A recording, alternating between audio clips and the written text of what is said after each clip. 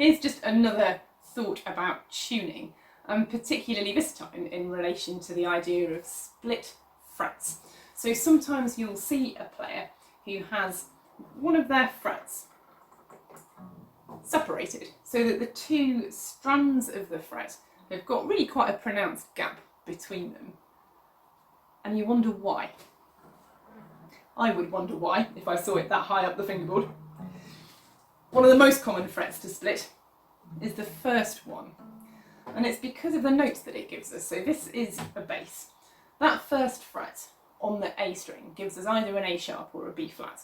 Now, if you think about the keys that we most commonly encounter as viol players, the chances of needing an A sharp are maybe not unheard of, but not so common. Think about the keys that would require an A sharp.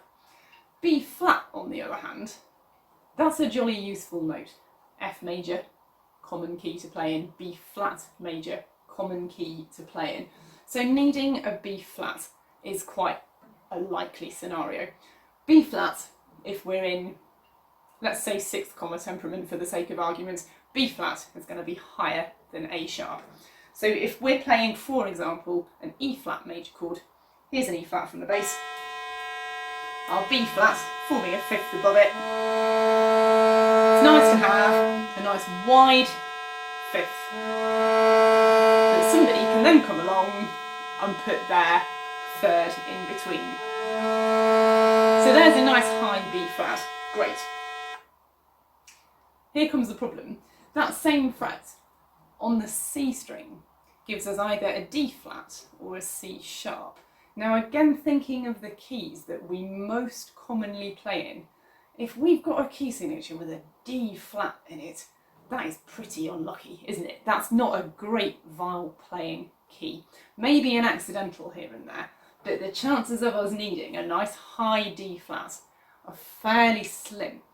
But the chances of needing a C sharp, which is decidedly lower, to form part of maybe an A major chord in D major, that's much more likely. Now, a sixth comma C sharp sounds like this.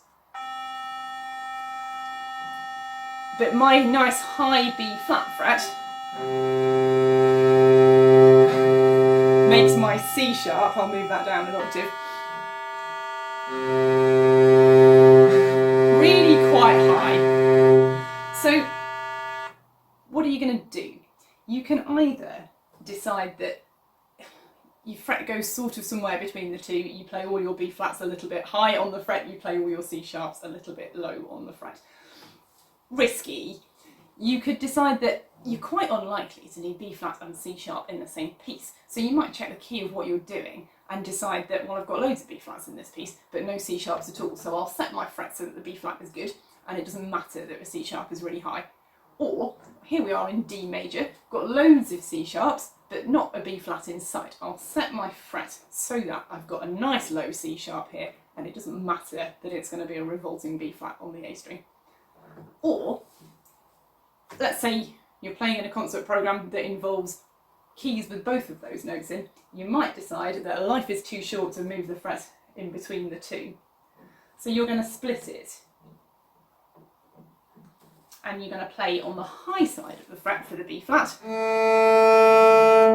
and you're going to play on the low side of the fret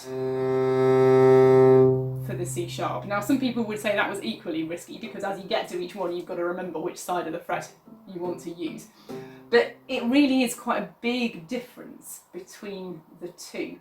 So that is why you sometimes see, often the first fret, tenor players in particular, often the third fret, because that's your C natural, F natural, B flat on the top string, but potentially G sharp here. So that's another common fret to have split, so that you can have the best of both worlds and have your flats and your sharps in tune on the same fret.